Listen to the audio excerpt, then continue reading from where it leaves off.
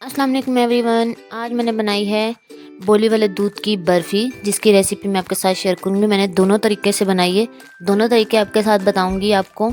और एक थोड़ी थिक बनती है, एक थोड़ी सॉफ्ट बनी है। ये सॉफ्ट वाली है, ये थोड़ा बहुत नरम थी, वो बहुत थिक सी बनती है। दोनों ही बहुत मज़ेदार बनती हैं। रेसिपी ईजी है, ज़्यादा मुश्किल नहीं है।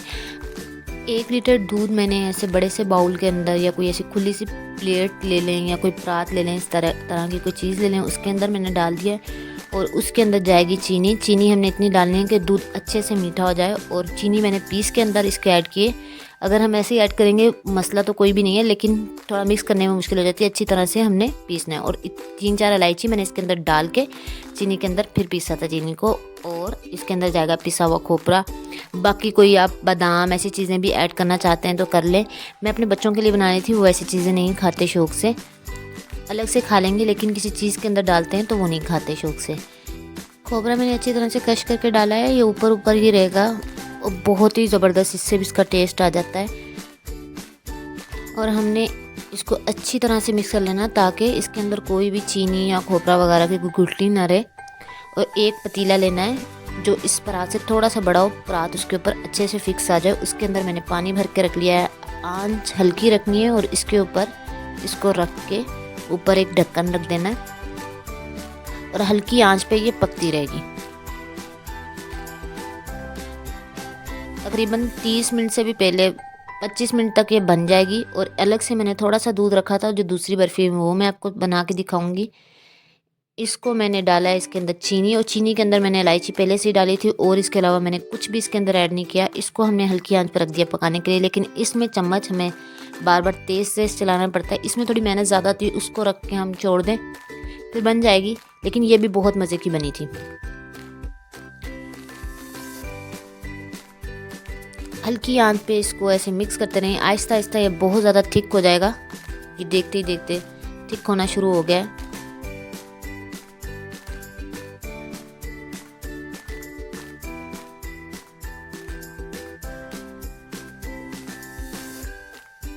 ये देखें काफ़ी हद तक ये गाढ़ा हो चुका है। अब चमचा हिलाने में थोड़ा मुश्किल हो रही है मुझे, लेकिन चम्मच मुसलसल इसके अंदर हिलाना है हमने ताकि ये नीचे ना लग जाए।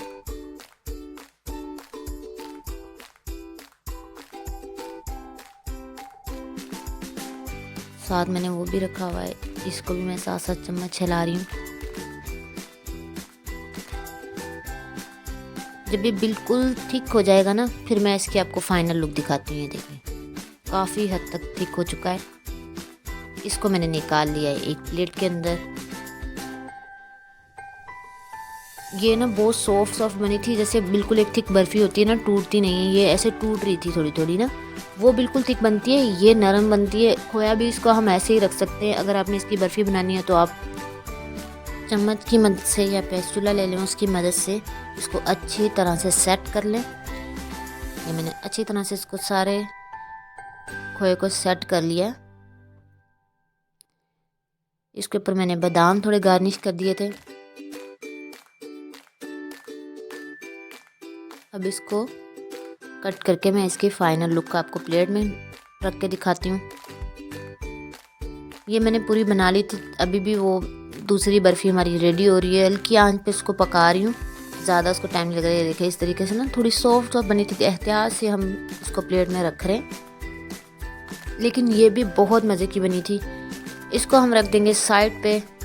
अब चलते हैं दूसरी रेसिपी की तरफ। ये देखें बर्फ़ी हमारी बिल्कुल रेडी हो चुकी है। चम्मच ऐसे मैं प्रेस करके देख रही हूँ, हर जगह से थिक हो चुकी है। इसको निकाल लूँगी छुरी की मदद से। हमने इसके पीसीस काट लिए। इसकी आप लुक भी देखना, ये भी बहुत ही मज़े की बनी है। रेसिपी आप पूरी को फॉलो करेंगे, दोनों तरीके से आप बनाएं, दोनों ही तरीके से बहुत मज़ेदार है।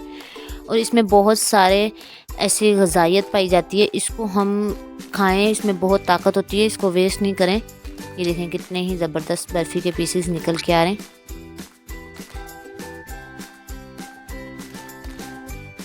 फाइनल लुक आपको दिखा दी है। मिलते हैं नेक्स्ट वीडियो में। अल्लाह हाफिज़, अपना ख्याल रखें।